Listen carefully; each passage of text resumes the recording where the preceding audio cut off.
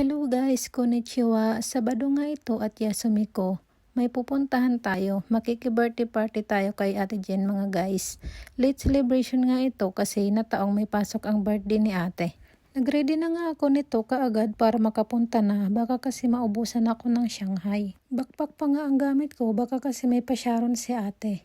Naglakad nga lang ako nito, baka kasi malasing ako mamaya, safety first. At nakarating na nga ako sa aking apartment dati at pinagbuksan na ako ni ate kaagad. Thank you po.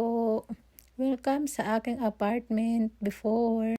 At pagkababa nga ng birthday celebrant ay kaagad namin siyang kinantahan habang kami ay nag-aantay sa ibang mga bisita. At isa-isa na nga nadating ang mga bisita ni Ate Jean at nagkakalukuhan pa nga kami dito na dapat ay ma-interest sa aking mini vlog. At ito na nga ang mga handa ni ate. Gutom na nga ako habang ini-edit ko tong video na to. At nag-start na nga ang birthday party ni ate at may bisita kami. Si Janela in Japan ay napadpad dito sa aming apartment. Makikita nyo yung nakadilaw. Siya si Janela in Japan.